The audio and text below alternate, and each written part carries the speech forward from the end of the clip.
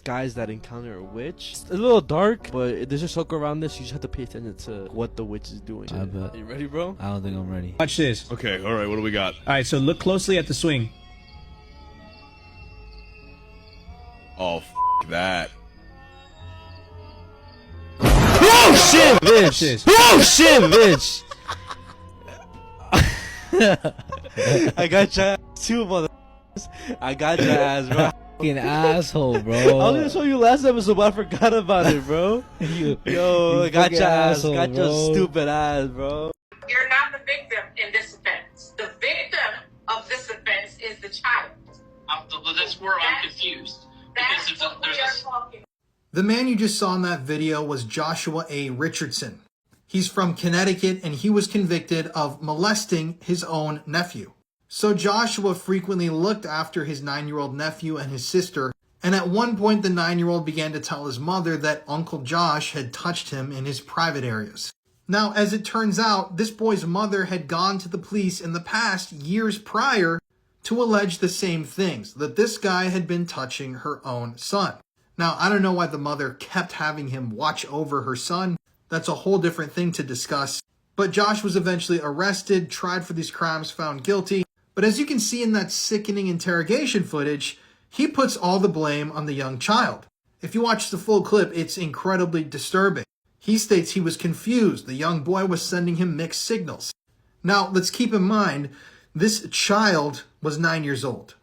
In my opinion, someone like this should be locked up and the key should be thrown away.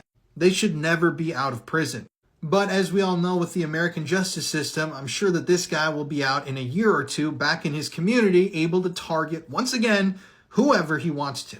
Jim Jones ordered his entire cult following to drink cyanide-laced punch. Over 900 men, women, and children gathered, listening to his every word and believing it. A massive vat of cyanide-laced punch was prepared. Parents were told to bring their children forward first. Syringes without needles were used to squirt the poison directly into the mouths of the youngest. Infants, too small to understand, began convulsing almost instantly. Mothers held them close as their little bodies seized and went limp in their arms. Next, the adults. Some drank willingly, devoted to Jones until the end. Others hesitated, but they were given no choice. Guards forced the poison down their throats, held them in place as the cyanide burned through their bodies. Screams of agony filled the air. By the time authorities arrived, Jonestown was a graveyard. Over 900 bodies laid across the ground, forming a sea of death. The air was thick with the stench of poison and decay. Jim Jones himself was found slumped over, a gunshot wound to the head. Whether by his own hand or execution, no one knows.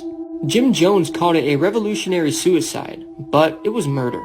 He used his cult's twisted devotion to him against them and made them all do something truly horrific.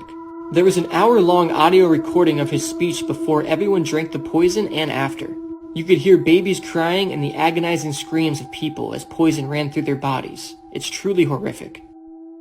Taxi driver secretly took this unsettling final photo of this student. She was then found dead inside a water tank at a motel. Debani Escobar was a beautiful 18-year-old law student. She was adopted by her parents Mario and Dolores. On the night of the 8th of April 2022, she'd been with two friends at a party at an events venue in Mexico. From what I can see online, the place is called the Quinta Diamante and it looks fairly nice but fairly basic. It has a pool and parties were clearly hosted there often. Throughout the night though, guests at the party stated that Debani had actually started behaving really erratically, which was unusual for her. She then ended up in a big argument with one of her friends and locked herself in the men's toilets. By 1:20 a.m, her friends ordered her a Didi, which is basically like an Uber. The male driver collected her and the pair were spotted on CCTV inside of the car arguing. Now the driver was questioned by police and claims that this was because Debani wouldn't tell him where she wanted him to take her to. He said he was asking for her address and she wouldn't give it to him, and he said she then groped him. Now CCTV appears to show that it was actually the other way round. At 4:25 a.m, Debani left the vehicle and the driver sat in the car near to her and took that disturbing photo of her. He then sent this picture to her friend, who he obviously had the number for because they'd booked the taxi for her.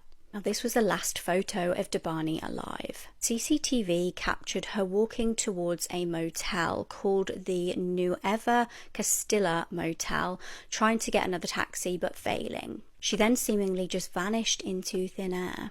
Her dad reported her missing the following day when he failed to hear of her and she failed to return home. A huge search ensued and the taxi driver was questioned by police but never charged with a crime. It wasn't until 13 agonizing days later that there was any news. Unfortunately, it was not good news. Debani's body was found in a water tank at the motel that she'd vanished near to. Her body was badly decomposed due to the water. A government autopsy was conducted and they concluded that she had fallen in, hit her head and drowned.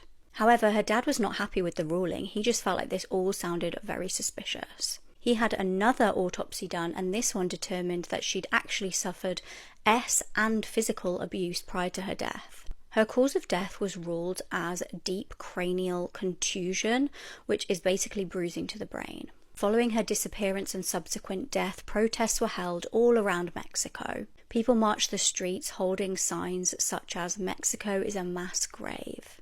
Now, Mexico is known for having an unusual and disturbing amount of missing people that some are calling a humanitarian tragedy.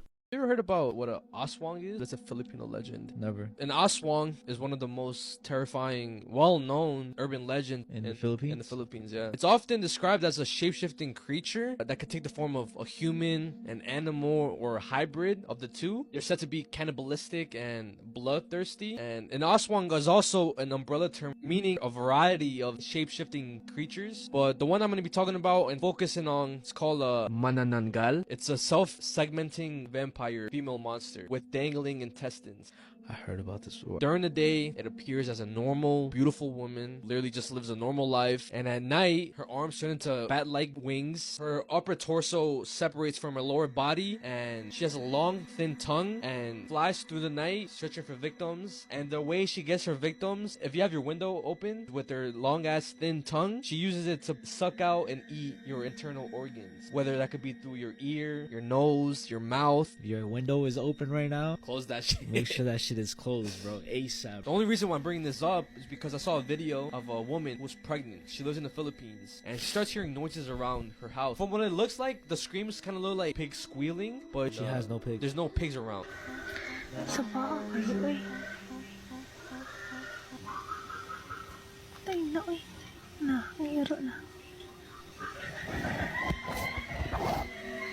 This is a twisted story of Carl Tanzler, a man who fell in love with a corpse and kept it with him for 7 years. Carl Tanzler was a radiologist with an unusual obsession.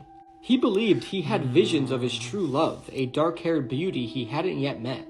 But when 21-year-old Alina Hoyos came into his hospital, he was certain she was the woman from his dreams. Alina was dying from tuberculosis, and despite all of Tanzler's strange treatments, she passed away in 1931. But Carl's obsession only grew stronger. He paid for her funeral, even convinced her family to let him build a mausoleum. Carl would visit her grave, spending hours speaking to her as if she was still alive. And 2 years after her death, Carl couldn't bear the distance. One night, he carefully removed her body from the mausoleum and took it home with him, determined to keep her by his side. As Alina's body decayed, Tanzler did everything he could to preserve her. He wired her bones together, replaced her rotting skin with wax and plaster, and made her a wig from her own hair. He dressed her in fine clothes, covered her in perfume, and kept her in his bed like she was still alive. For 7 years, he lived this way, until suspicions grew. In 1940, authorities finally investigated his home and found Alina's remains, mutilated by his twisted preservation attempts, lying in his bed. Carl was arrested, but shockingly, he was never punished for his crime. Some people, twisted as it may sound, saw his obsession as a tragic love story. Carl Tanzler was even released after charges were dropped due to the statute of limitations. You are under arrest on suspicion of rape and sexual activity with a child. The investigation concerns the vagina of a 13-year-old female, which occurred overnight on the 30th of September 2023 and the 1st of October 2020. The pedophile in that video, along with 2 of his friends, raped a 13-year-old girl and recorded it on their phones. These are the 3 men: 24-year-old Paul Maxwell, 29-year-old Keon Bola, and 24-year-old Jeremiah Jackson. On September 30th, 2023, a 13-year-old girl in England left her home and headed to the tube station. And when she was at a tube station in Hammersmith, England, she was approached by these three men. They then lured the 13-year-old back to their apartment, and that's when they locked the front door, trapped the young girl inside, and took turns graping her as one of them filmed it. Now, in that video footage, you can see one of the pedophiles reacting in shock, in disbelief that the police have finally caught up to him. But that video clip that they filmed for their own sick pleasure ended up being their downfall, because it clearly showed these three men carrying out one of the most heinous acts that one can possibly imagine. Sadly though, the UK justice system is a complete fucking joke, and one of the men was sentenced to 12.5 years in prison while the other two got 11 years. In England, that's the amount of prison time you get for gang graping a 13-year-old and filming it. It is an absolute joke over there. I don't even know what can be done. If you want to join me in my journey to expose pedophiles and pedophile rings, listen to my podcast, The Conspiracy Files, or you can also watch the show on YT. Or you can listen to the podcast that my wife and I co-host, Murder in America, available on all streaming platforms. Imagine being kidnapped and bundled into the boot of a car. Then you hear police sirens and you think you're going to be rescued, only for them to just drive straight past you. This teenager was snatched from her bed in the middle of the night. What happened next is like a real-life horror film. This is the harrowing case of the Cabin of Horror. It was the early hours of the morning on the 15th of October 2018. At around 1 a.m, 13-year-old Jamie Kloss lay asleep in her bed. That was until her dog started frantically barking. No one could have predicted the horrors that would happen next. The family, who were asleep in their house in Barron, Wisconsin, had no idea they'd been stalked. A few weeks earlier, Jamie had innocently got onto the school bus when she was spotted by a 21-year-old man. His name was Jake Patterson. It was right at this moment that he decided to start plotting the kidnap of the young girl. He drove to the family home a couple of times over the next few weeks. He'd been spooked by some noises and some people though, so he eventually drove off. On the night in question though, he was determined to make it work. As the dog began barking, Jake approached the house. Jamie's dad, James, woke up and went to see what the commotion was all about. This proved to be fatal. Jake fired a shotgun into the home and shot and killed James. This woke Jamie and her mum, Denise. They immediately fled to the bathroom and huddled together, hiding from the killer. Denise was shaking as she tried to call for help from police. However, before she could speak to the dispatcher, Jake burst through the door. He made Denise tape her daughter's mouth shut and then he shot her and killed her in front of Jamie. After watching her own mother's murder, Jamie was bundled into the boot of his car. Meanwhile, police had heard the commotion on the other end of the phone as Denise had tried to ring them. They sent officers straight to the scene. Horrifically, as they approached the house, they drove straight past Jake with Jamie in the boot of his car. They had no idea they'd driven straight past the killer. Now, police issued an Amber Alert after finding an absolute bloodbath at the crime scene. They obviously knew Jamie's parents had been killed, but there was no sign of Jamie. Months would go by without a single word of the missing girl. Now, Jake had driven the child to his home in Gordon, and the poor girl had been traumatized from this man killing both of her parents, and he was now threatening to kill her if she didn't obey him. Jake bizarrely carried on a fairly normal life, or at least it seemed so to the outside world. He would have friends over and he would bundle Jamie underneath his bed and barricade her under there with heavy objects. She was actually so weak and frail from not having enough food and water that she didn't really have the strength to fight back. As with so many abduction cases though, Jamie was pretty smart about things and she eventually started to develop some sort of relationship with her kidnapper. They ended up starting to do activities together such as watching films, and luckily for Jamie, Jake began to get a bit too relaxed around her. On the 10th of January, the brave girl decided to make a break for it. Jake popped out and left her in the house alone for a little while, and she used all of her strength to push her way out of the underneath of the bed. She managed to break out of the home in just her pajamas. Seeing a woman walking a dog, she got the courage to run up to this woman and say that she needed help. Told the woman her name, and the woman was stunned as this little girl had been all over the news. Police were called and immediately turned up to rescue Jamie. Now meanwhile, Jake had returned home and realised she'd vanished. He'd started frantically looking round the area trying to find the girl, and this alerted suspicions of police, who pulled him over and arrested him. He confessed to his crimes and got 2 life sentences plus 40 years in prison for the kidnap. Speaking about her kidnapping, Jamie stated, "He thought he could own me, but he was wrong. I was smarter, I was brave, and he was not. He thought he could make me like him, but he was wrong." Jamie's auntie was given custody of her, and she gradually rebuilt her life. Those who know Jamie stated her incredible spirit and strength continues to inspire everyone around her. This is the Conjuring house, the house where the events that the movie was based upon happened in real life.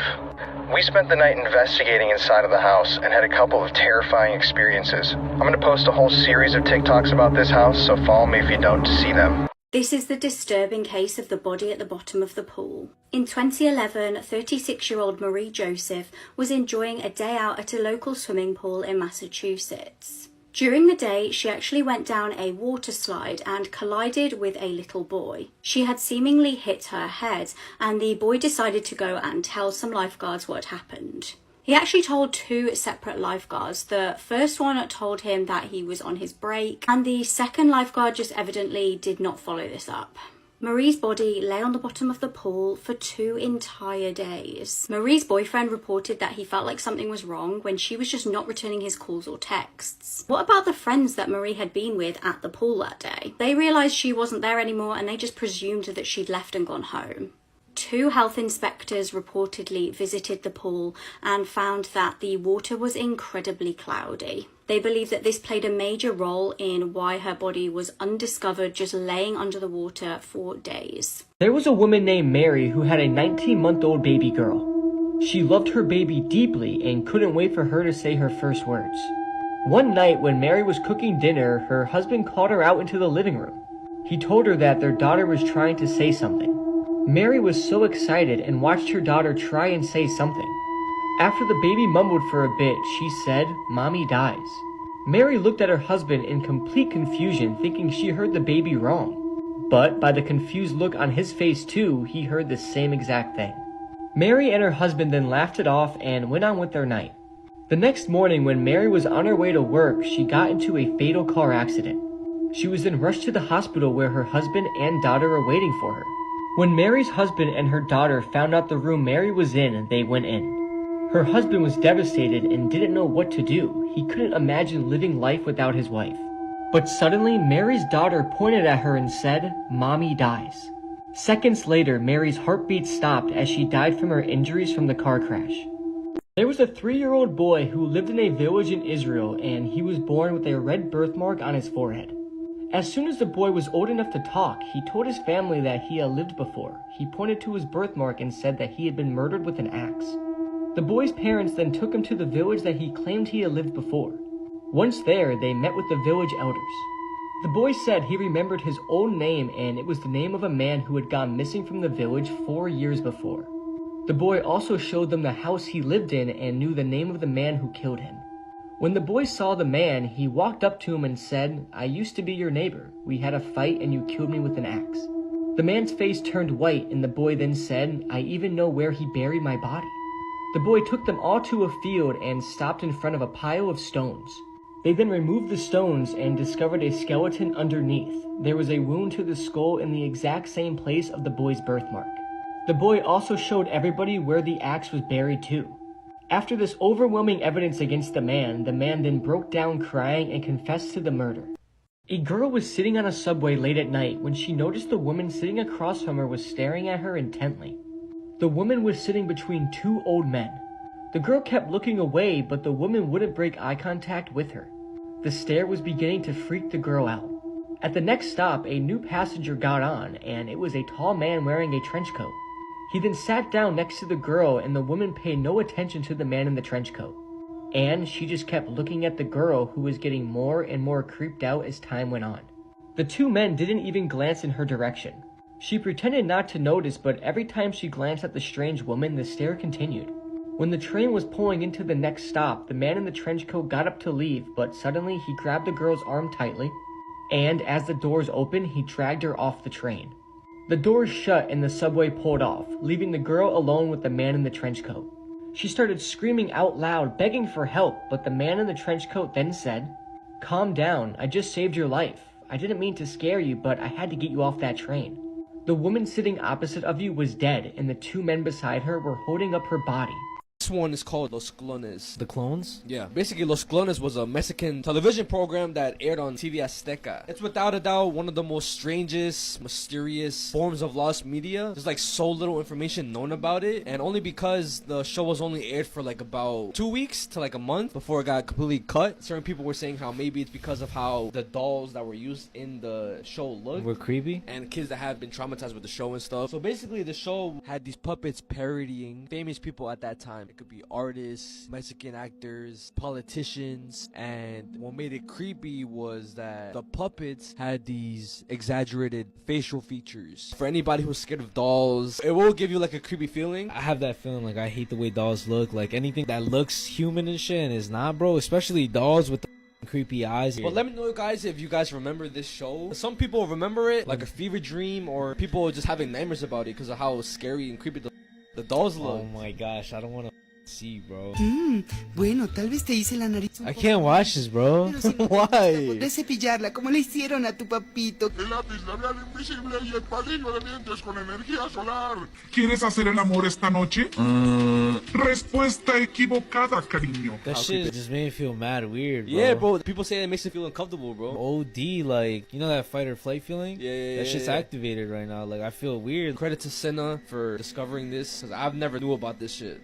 Casos de la Vida Real. Ooh, okay. It was just a very disturbing show about real life cases that are sent to this host. And wait, what's this episode called? Amores Brujos. It starts off with a wife, Elena, a husband, Jacinto, and their 2 kids, a baby and an older daughter. And they're just discussing how Jacinto's job is barely paying them enough to eat, to live, and how they should move to Veracruz to live with his grandma. They go to Veracruz, Mexico, and they meet up with his grandma, which her name is Grandma Amelia. As soon as they walk into her apartment, immediately they notice like she's a bruja. She's performing a ritual on this guy, a cleanse. Pans out to like them interacting with the grandma. She's so loving to her grandson, but she's kind of a bitch to the wife and the kids. And she tells her grandson, "I think you need a cleanse. I feel and sense a lot of bad energy around you." He's like, "What? I didn't know like I had bad energy around me." She's like, "Maybe because it's somebody close to you." Oh my gosh, of course. And she starts putting in his head that it's the wife. She's probably doing brujeria on you. And then he's like, "Yo, maybe you're right. Maybe that's why I'm doing so bad right now. I didn't get the job here." And she's like, "But don't worry, I'm gonna take care of it from now on. Just wear this amulet and stuff will start getting better." So the mom and the daughter and stuff, they end up going to the store, and then they come back and then they see them basically having sex. No way. They get up and they're like, "What the fuck are you doing here? Largate." Then the husband is like, "Yeah, get the fuck out." That's so disgusting, bro. Because of the ritual she performed, saying like, "I want all the love for me. I don't want nobody else to have this love. I want this love to be only for me." 3, no, I won't go in. 2. Well, she's saying no. No, I Ready? Oh, that's so fun. The girl who pushed her friend off the bridge in the last video I just showed you went to prison for what she did. Her name is Taylor Smith, and at the time that she went to spend those nights in jail, she was 19 years old. So Taylor Smith and Jordan Holgerson were really good friends. They spent a lot of time together, and on that fateful day a few years ago, they decided to head to a bridge together. This is Taylor Smith, the girl who pushed Jordan in that video. So on that day, as you can see, they were hanging out with a group of friends when Taylor decided to push Jordan for reasons unknown. But when she pushed her off of the 60-foot tall bridge in Washington state, she had no idea what was to follow. As Jordan plummeted through the air towards the water, she thought she was going to die. She said she was extremely terrified, the impact was extremely hard, and from the fall she suffered 6 broken ribs and punctured lungs. Jordan would later say that when they pulled her from the water, she was watching her body change colors as the seconds went on, and once again she thought she would die. But what did Taylor do after that? Did she go down to try check on her friend to see if she was okay? No, she left the scene of the crime. She never showed up at the hospital to visit Jordan, and Taylor didn't even stop over at the family home to make sure that her friend was okay. Well, eventually Taylor was arrested, and after this trial, she pled guilty to reckless endangerment and spent 2 nights in prison. Still, to this day, it's unknown why Taylor pushed her friend off of the bridge that day. But thankfully, Jordan was able to make a full recovery and she had no real lasting permanent side effects from this incident. This teenager helped to solve her own murder. April Millsap was a 14-year-old girl from Michigan. She was last seen alive on the 24th of July 2014 while walking her dog in Armada. Her boyfriend was really alarmed to receive the following text off her. It said, "I think I almost got kidnapped, OMFG." Just seconds later, she was attacked. She was hit across the head with a bike helmet, beaten and stamped on. It's believed that the attack was an attempted SA. Just hours after her murder, 2 dog walkers found her dog in distress. The dog led the members of the public to a nearby ditch where April lay deceased. Her clothing was reportedly ripped off. An autopsy confirmed that the teenager had passed away from blunt force trauma to the head and asphyxiation. Forensic experts scoured the scene for any DNA evidence, but frustratingly couldn't find any. They did, however, find a footprint which was taken for evidence. Now, police started asking around any locals to see if they had witnessed anything that could potentially be helpful. One witness reported seeing a man with a teenager in the local area, and he provided a description so that the police could create a sketch. Then April's phone was found. Prior to her death, she had downloaded a fitness app. This app calculated the speed in which she travelled for things like running. The app was able to provide investigators with valuable data. It showed them that the phone was travelling at a very high speed following her death, and it was then dumped in the location that it was found. They used this data to come up with a theory on one suspect. This was James Van Callis. He was a 32-year-old from the area and had been seen biking on his motorbike. He'd also been arrested on an unrelated substance charge. Now, the motorbike was quite key because we know that April was killed after being hit round the head with a motorbike helmet. We also know that the phone then travelled at a high speed before being dumped. Police were then able to look at the shoe print. This actually matched the print of James's shoe. He was charged with first-degree murder and kidnapping and was found guilty. He was given life in prison. This is the last photo that this woman would ever take, as the man sitting beside her would kill her just hours later. This is Leticia Martinez. She was a single mom and primary caregiver to her adult son Patrick, who has special needs, and she was a diehard Seattle Mariners fan. But because she was a single mom, Leticia didn't really get a lot of time to herself, so when she did, she would spend it going to Mariners games. In early May of 2023, Leticia met 46-year-old Brett Gitchell at a Costco food court in the Soto neighborhood of Seattle, Washington. She noticed that he was wearing a Mariners hat, and the two bonded pretty quickly over their love for the team. They exchanged numbers, and Leticia invited him to a game a few weeks later on March 31st. When that day came, it was around 7 p.m. when she decided to take a selfie of them at the game together and text it to her friend. By all accounts, Leticia was having fun on her date with Brett. Shortly after the game ended, the two were caught on surveillance video leaving T-Mobile Park together. But after this, Leticia vanished, and she would never be seen alive again. Over the next 24 hours, a friend of Leticia's, as well as her brother, would begin to receive a string of bizarre texts from her phone, and they almost immediately knew that it wasn't her, or at least it didn't sound like her. Then at around midnight on April 2nd, video footage shows Brett walking up to the front of Leticia's home in West Seattle alone and going inside. Not long after, her son Patrick woke up to someone knocking on his bedroom door from inside the house, and when he opened the door, he saw Brett. He didn't recognize him, but he thought that he may have been a neighbor. Brett would go on to say that his mom had been badly hurt in a fall and that he would take him to the hospital to see her, so Patrick agreed and got in his car with him. Brett then drove him to Renton, Washington, where he attempted to put a bag over his head to try and choke him, but luckily Patrick was able to escape and call for help. Leticia was officially reported missing that day after her brother learned of Patrick's attack and after not hearing from her. That morning, Leticia's car was found burning on the side of the road near Lewis Park in Beacon Hill, but she was nowhere to be found. A few days would pass before Brett would be arrested, and this would come after he tried to steal $10,000 worth of jewelry from the same Costco that he had met Leticia at. Once in custody, he tried to lie, but investigators immediately showed him the photo Leticia took of the two together. At the time of his arrest, Brett was covered in bruises and scratches, leading authorities to believe that something very bad happened to Leticia. And sadly, that would be confirmed when 11 days later, police found her body in a remote area in Renton, Washington. She was face down in a creek and had been partially buried. Her cause of death was determined to be strangulation, and it truly appears that Brett targeted her because she was nice. Brett has since been charged with her murder, but he's pleaded not guilty to the attempted murder and kidnapping in her son's case. Looking at this photo is just so incredibly heartbreaking. She looked so happy and like she was having a really good time, only for her life to be so brutally taken from her right after. Sometimes true for stranger than fiction. The case of Richard Trenton Chase is a story which even the most depraved horror writer would struggle to create. Over the course of 4 weeks spanning across 1977 and 1978, Richard Chase took the lives of 6 innocent victims in Sacramento, California. His murders gradually progressed in violence, beginning with drive-by shootings and culminating in acts of cannibalism. This is Peter Scully, one of the worst pedophiles in world history. I'm about to tell you his story, but seriously guys, this one is incredibly disturbing. It's so dark, and viewer discretion is really advised for this video. So Peter Scully, he's still alive. He was from Australia, he had a family there, but he was engaging in criminal activities and he eventually fled the country and moved to the Philippines. And this is where the darkness really began. While he was in Australia, Peter Scully started up an international child sex abuse ring. The things that were done to these kids are, I mean, I can't even talk about them here on TikTok, but he also started up a pay-per-view video service. And with these videos, he was producing CP, but one of the most extreme forms of CP that can possibly be produced. So how did all this happen? Well, when he was out living in the Philippines, Peter Scully had 2 Filipina girlfriends. They would go out to the streets, they would find kids that needed money or looked impoverished, they would bring them back to the house they shared with Peter, and the things that went on afterwards are literally unspeakable. Remember, like I mentioned before, Peter was the head of an international ring of people that enjoyed the abuse of kids, and he provided videos for these clients.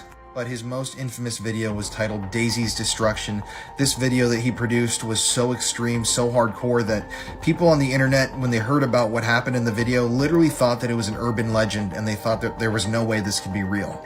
This is an actual screenshot of the beginning of the video. This is a screenshot from the very beginning of the video. In the video, 3 young girls are repeatedly tortured for hours and hours on end by Peter Scully and his 2 girlfriends from the Philippines. They are beaten, they are sexually abused. I mean, I can't even describe, like I said on TikTok, some of the things that happened in this video. And 18-month-old Daisy. Now keep in mind that all of this was on camera. That's the most disturbing part of this. One of Peter's victims actually ended up dying. They were buried in his house. And this sick individual literally sold that video footage across the world. And what's even more disturbing is that there were lots of people willing to pay to see that video. I'm not kidding. People were paying $10,000 to view this video. That is absolute insanity that there are people that sick out there in the world. And this is only the beginning of the crimes that this guy carried out. Some of the other stuff that we're going to touch on is absolutely disgusting. It's just horrific. And the story of how Peter Scully was eventually identified and arrested is extremely captivating. I'm going to run out of time here on this video, but if you want to see a part 2, let me know below. This story is far from over. This recent mass shooting shook the UK. It was August the 12th, 2021 at around 6 p.m. A 22-year-old man named Jake Davison from Keam in Plymouth had an argument with his mum. She was 51-year-old Maxine Davison, described by loved ones as a devoted mother of 3. She was a warm, naturally funny woman who had a real knack of naturally making people laugh. The pair got into an altercation in which Jake grabbed his mum by the throat. He then forced her into a bedroom and locked her in. She desperately tried to call for help, but tragically it was too late. Jake grabbed a shotgun and fired at her from close range. He had killed his mum, however, the horror was far from over.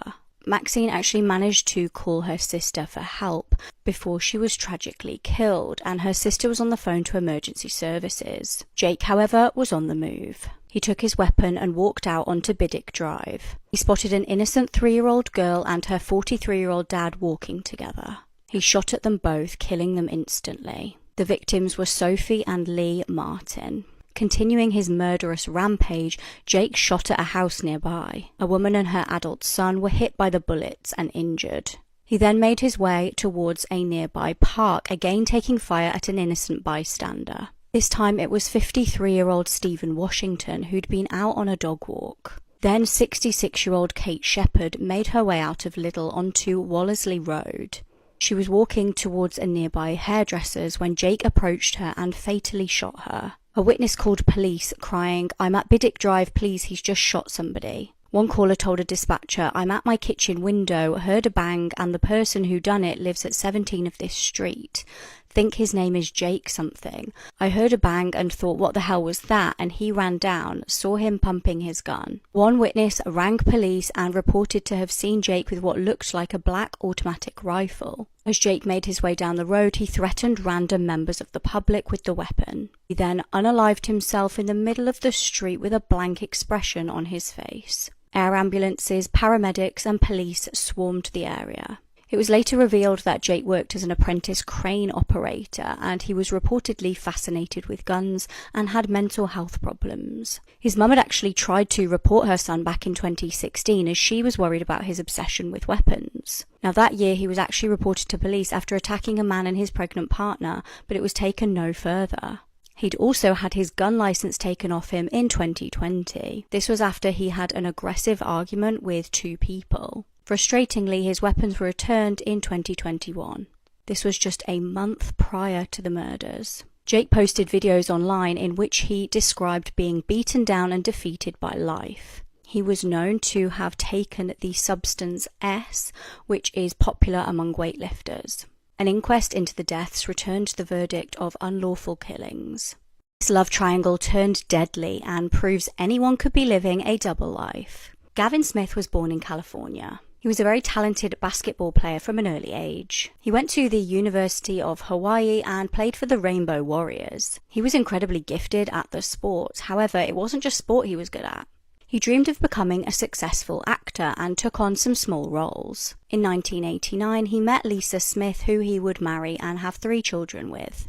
Now, taking all that he had learnt from being in front of the screen, he actually ended up being really successful behind the scenes. He would make loads of money as an exec at 20th Century Fox.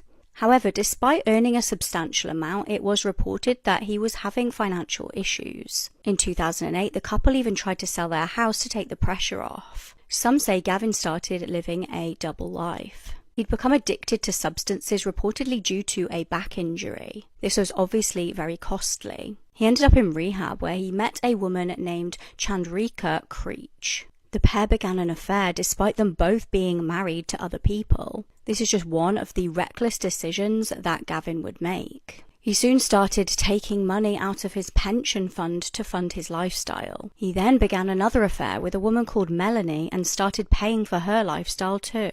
His wife Lisa would later state that her husband was, quote, dressing like a 20-year-old and working out like mad. Now, the relationship actually eventually crumbled and they split up in 2012. She admitted later that she had only dumped him really as a shock to try and scare him into changing his ways. However, 2 weeks later, he just suddenly vanished. It was the 1st of May that year, and after his wife had kicked him out of the house, he was staying with a friend. That evening at around 10 p.m, he left the house suddenly and didn't tell his friend where he was going and didn't take any belongings. He then never showed up the next day to take one of his children to school, so Lisa reported him missing to police. Huge searches were undertaken of the local area, but they came up with nothing. There was no sign of the missing father. It would be an agonizing 10 months for his family before a clue turned up. His black Mercedes was discovered at a storage facility. Chillingly, it was covered in blood.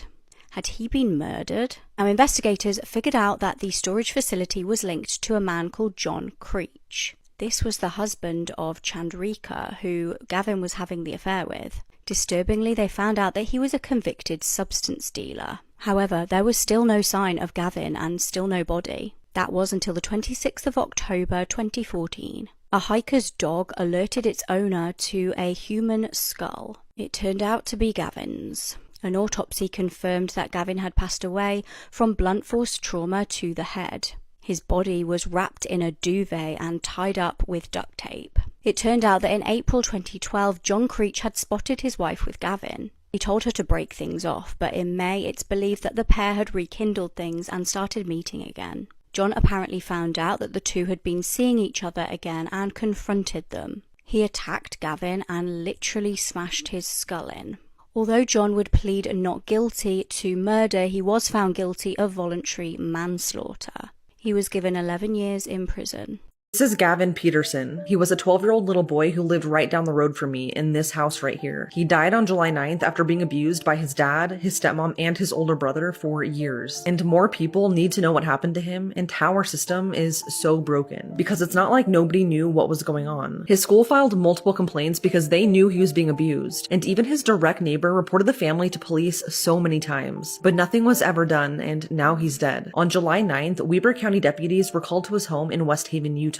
The caller, who I'm assuming was either his dad or stepmom, said that Gavin had been sick for several days, vomiting and having seizures, and on that day wasn't breathing anymore. When police arrived, they found Gavin unresponsive on the bathroom floor. Authorities tried doing CPR, but he was taken to the hospital where he later died. It was clear from the very start that Gavin was severely malnourished. His body was visibly emaciated, and he died because all of his internal organs completely shut down due to starvation and abuse. His death was quickly ruled a homicide. During the investigation, police found evidence that his dad, Shane Peterson, his stepmom Nicole Scott, and his 21-year-old brother Tyler Peterson abused him for years. Shane told police that although Gavin had been having seizures for several days, they decided not to take him to the doctor. But Nicole and Tyler's account of what happened that day was not the same. Nicole said that Gavin was conscious when she found him in his bedroom covered in vomit. She said she then helped him into the shower and left the bathroom, but returned when she heard a loud noise and found him not breathing on the bathroom floor. She said she tried to revive him by giving him CPR and splashing water on his face. But Tyler told police that Gavin was already unresponsive while he was in his bedroom. Police discovered multiple cameras in Gavin's bedroom, and they also found really disturbing video footage. Authorities also found overwhelming evidence on all 3 of their cell phones that they all participated in the abuse, which consisted of beating and starving him, hitting him with a piñata stick, and on most days just not feeding him. If they did decide to feed him, they would only give him 1 piece of bread with some mustard, and if they felt like it, they would sometimes give him a 3rd cup of water. Police found multiple text messages between all 3 of them talking about how they all abused little Gavin together, like it was some type of fun game to them. How they watched him on the cameras, deciding whether or not they were going to feed him for the day and who was going to beat him. Police also found several photos on Nicole's phone that showed Gavin locked in his carpetless bedroom with no blankets, curled up on the floor wearing only a heavily saturated diaper. He was covered in feces and had sores all over his back. But of course, to try and conceal some of the evidence, they deleted a lot of those text messages and pictures before calling the police that day. But police were still able to find them. Police also found drugs in the home as well.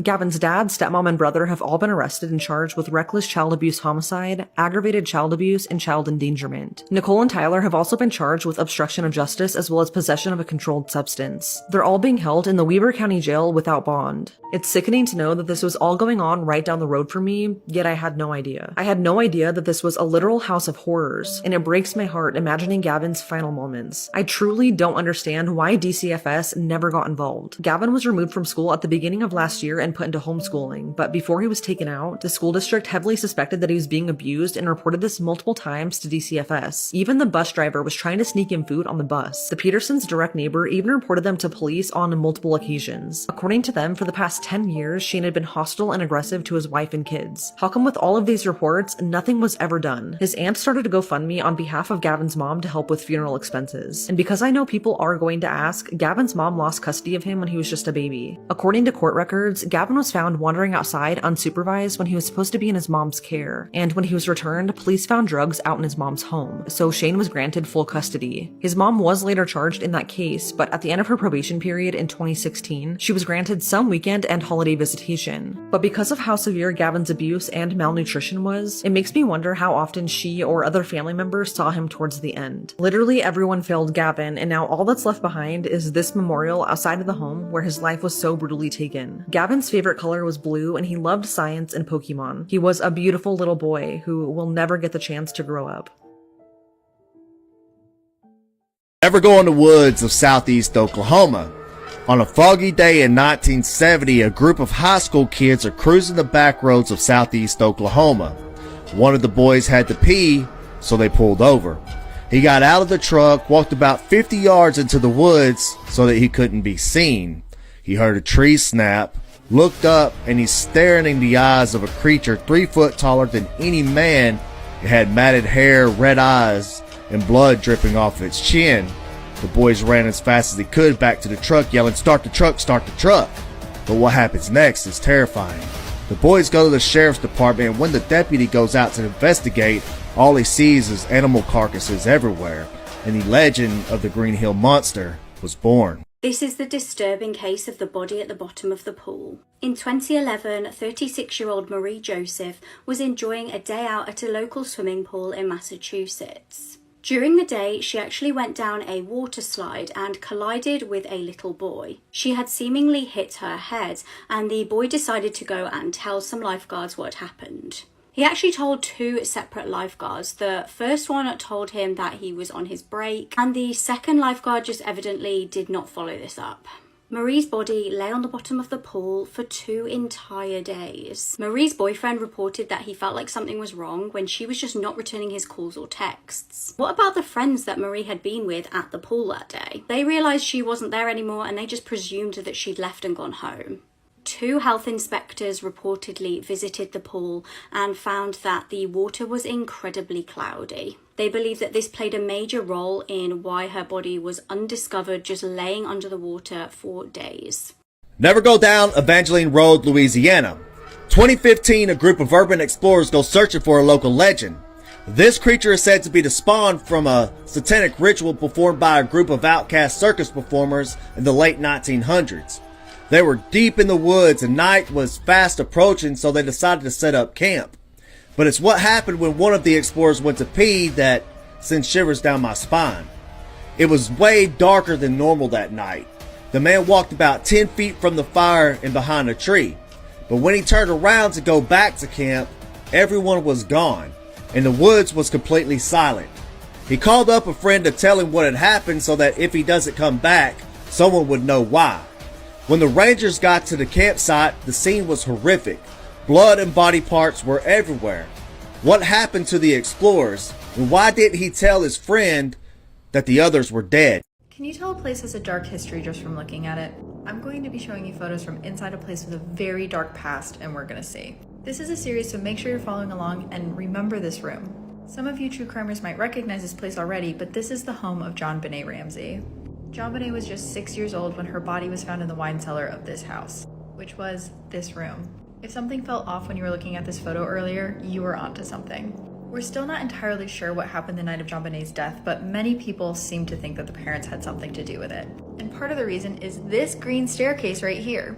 This is the staircase where an incredibly bizarre ransom note was found. This note was found on Mrs. Ramsey's stationery and was 3 pages long, meaning the killer was in the house for a while before getting JonBenet. And that's normally not the case with these kinds of crimes. People have also noticed that $118,000 is a very strange amount for a ransom.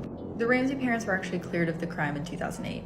And this home is now owned by a couple who, to no one's surprise, has completely remodeled it. I don't personally think that I could live inside this home, but let me know in the comments if you feel like you could. This is a bittersweet case. On February 1986, 29-year-old Detective Stephanie Lazarus broke into her ex-boyfriend's house and murdered his wife Sherry Rasmussen in a fit of rage and jealousy. Stephanie successfully got away with murder for 23 years due to connections with the Los Angeles Police Department. Despite there being evidence against her, she was barely questioned. The crime was initially deemed to be a robbery gone wrong, but Sherry's family was convinced that Stephanie was involved since she was jealous that Sherry and John were happily married. When John returned home from work that evening, Sherry was found shot multiple times in the chest. Reports show that Stephanie had threatened Sherry at her workplace, stating, "If I can't have John, then nobody else will." In the meantime, Stephanie went on to start her own private investigation firm, and the case went cold. But 23 years later, on February 2009, a cold case detective squad decided to reinvestigate the case, and that's when they discovered that DNA was obtained from a bite mark on Sherry's body. And of course, that bite mark was a perfect match to Stephanie Lazarus. On March 8, 2012, Stephanie was convicted and sentenced to 27 years to life in prison and will be eligible for parole in 2039. Disappeared after school, returned 4 years later, but different. Who am I really? You'd never guess who I truly am. My name is Kanhaya Singh. After over 4 years, I suddenly emerged from nowhere. My father, drowning in relief, accepted me without any doubts. But my mother, she felt something wasn't right. There was this slight alteration in my behavior, an odd gleam in my eyes she didn't recognize. Even though I spoke, walked, and looked like her son, something was amiss. Whispers became louder, suspicions intensified. My father, however, refused to acknowledge this eerie feeling, choosing to believe I was truly his son. But as days turned into weeks and weeks into months, little nuances betrayed my true identity. Driven by her maternal instincts, my mother grew more adamant. When she demanded a DNA test, I staunchly declined, thickening the air with tension. The raw truth. I wasn't Kanhaya at all. I was an imposter who had taken his place, living under their roof, deceiving his kin. How would you have reacted if you were in my family's position? Let me know your thoughts in the comments on my situation. This is why rental houses terrify me. So Paula was staying at an Airbnb outside of Detroit by herself. Her job had sent her there for training. And immediately in the house, she starts feeling like something is off. There was always weird shadows outside the windows, and she would hear footsteps on the roof really late at night. She ends up locking herself outside of the rental the next day, but it's not a huge deal because the property manager actually lives in the house next to it. So she asks him about the footsteps she hears on the roof at night, and he says that they have lots of raccoons in the area, but she kind of knows that it's not a raccoon. He lets her back into the house and tells her that her keys are on the bedside table, which that's kind of weird. How did he know that? Another thing about the property manager is he's an older gentleman, so he listens to his TV on full volume like all night, and she can hear it from her house. So the next night, it's kind of the same thing. Weird shadows outside the window, creaking on the roof, and then her neighbor's insanely loud television. And Paula decides that she's had enough, so she opens her side door to go over to her neighbor's house to tell him to knock it off. And that's when she stops in her tracks. She can see his TV through the window. And on it is Paula, standing at the door, looking out the window. And then she sees him get up out of his chair, walk over to the window, and smile at her. This couple tortured and killed their live-in nanny over a member of Boyzone. 21-year-old Sophie Leonette was excited to be working as an au pair in London. She was hired by seemingly nice couple Sabrina and Usem. Little did she know Sabrina had a dark side. Sabrina was very much in charge of the household, and soon this idyllic job turned into a complete nightmare for Sophie. She was barely paid and they started to abuse her. She was losing a disturbing amount of weight, and neighbours said that when they saw her she seemed down and depressed. Bizarrely, Sabrina mistakenly convinced her that Sophie was actually spying on the couple for Sabrina's ex, Mark Walton. Mark was actually in the original lineup of the boy band Boyzone, and this was completely untrue. The pair didn't even know each other. Heartbreakingly, police would later find an entry in Sophie's diary titled "Why Me?" The pair would beat her and whip her regularly. When neighbours noticed a bad smell and smoke coming from the property, they alerted police. Authorities discovered a grill with chicken on in the back garden, along with a burn pit, a human nose and fingers. The couple tried to blame each other in court, but ultimately they were both sentenced to 30 years in prison. The CEO was charged for a murder that happened 30 years ago. On September 5th, 1992, 25-year-old computer engineer Lori Houts was found strangled and dead in her car in Mountain View, California. When Lori was found, the rope was still around her neck and her footprints were found inside of her car on her windshield. Police immediately put all their attention on Lori's boyfriend's roommate, John Kevin Woodward, who was 28 years old at the time. He became a prime suspect when police found out that he was jealous that Lori was in a relationship with his roommate. In 1992, investigators were able to find John's fingerprints outside of Lori's car, but they were never able to prove that he was inside her car. He didn't have an alibi for the night of Lori's murder, and they tried to convict him twice, but they were never able to because there was insufficient evidence. However, in 2020, investigators started to re-examine Lori's case and found more evidence against John. They analyzed 80 fingerprints and used new developments in forensic science to analyze the rope used in Lori's murder. This is when the test results indicated more fingerprints matching John's, and he was linked to the rope used in Lori's murder. At this point, John lives in the Netherlands and he's now 58 years old. And he's also the CEO of a tech company called Reed Tech. This guy was living the dream. But that all came to an end on July of this year when police were waiting for him at the airport in New York, and when he landed, they arrested him. He now faces life in prison if he's convicted. I've been ordering the same pizza every day for 10 years until the employees uncovered this horrifying truth. Pizza! My name is John. For an entire decade, like clockwork, every evening at 7:30 p.m., I placed the exact same order from the local Pizza Hut. a medium-sized pepperoni pizza with an extra helping of cheese, occasionally adding a side of garlic bread. This ritual, for me, was comforting, predictable. Karen, an employee at the pizzeria, had also come to anticipate my daily call. She would even prep my order minutes before my call, knowing I'd be on the line soon. The aroma of my order became familiar, a reminder of a day ending. However, one fateful evening, the expected call from me never came. Silence. Not just for that day, but several days after. Concerned, Karen retried my number multiple times over the week, but was only greeted by my voicemail, which began sounding hauntingly empty to her. As days turned into weeks with no word, Karen's worry deepened. She recalled our countless short conversations, the times I mentioned being alone, or the soft laughter we shared over minor pizza toppings changes. Unable to shake the bad feeling, she finally made the decision one evening after her shift to come check on me at my listed address. The streets were dim, with only a few lampposts illuminating her way. Upon arriving, a palpable sense of dread hung in the air. The windows of my home were dark, save for a faint flickering light, probably from a TV left on. She hesitated for a moment, took a deep breath, and knocked. No immediate answer, but from the depths of the house, she heard a muffled groan, an indication of something amiss. Do you want to uncover the mystery behind the door? Leave a comment for part 2 and don't forget to subscribe.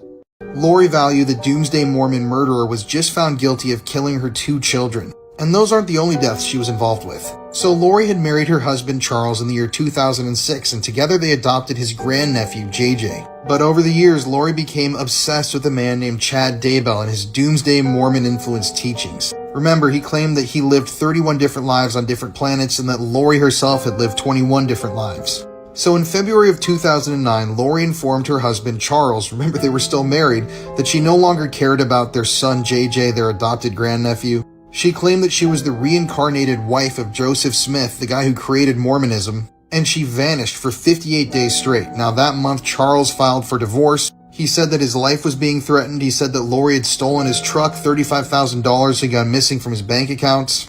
And he even sought a protective order against his own wife, meaning that his wife Lori could not approach him in any way. But then, on July 11th, 2019, Charles was murdered by Lori's brother, Alex Cox. Apparently, Alex claimed that he had confronted Charles about abusing Lori, his sister. Charles had swung at him with a baseball bat, he had retrieved a gun, and he shot and killed Charles on the spot. Now, initially, the police did not pursue this matter any further, but in 2021, Lori was charged with conspiracy to kill Charles. Now, at first, no one really thought too much of this, but something was about to happen that would change the course of how authorities would view Charles's death. So Chad Daybell, the entire time that he had been preaching to Lori and connecting with her on this soul level, had been married as well. And a few months after Charles, Lori's husband, was shot and killed, his wife, Tammy Daybell, was also found dead. Apparently, in October of 2019, she was shot at by a masked man in her own driveway.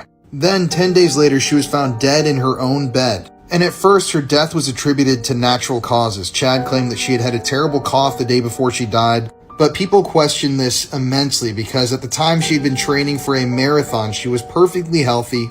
And just 2 weeks after she died, I mean, she was married to Chad at the time that she died, Chad went and married Lori Vallow. So now, in a short period of time, both of their spouses had died under extremely suspicious circumstances, and they were married. But just a few months after her death, her body was actually exhumed because people weren't accepting the story.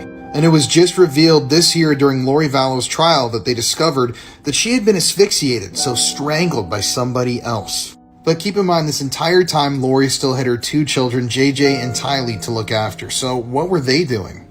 Well, both children had apparently disappeared off the face of the earth in September of 2019, 2 months before Chad's wife Tammy was murdered. Tylee had last been seen at Yellowstone National Park early in the month, and a few weeks later, the last video footage of JJ ever was recorded on a doorbell camera in his own neighborhood. On September 24th, Lori contacted JJ's school to let him know that she was withdrawing him. I'm going to run out of time though, so I have to do a part 3.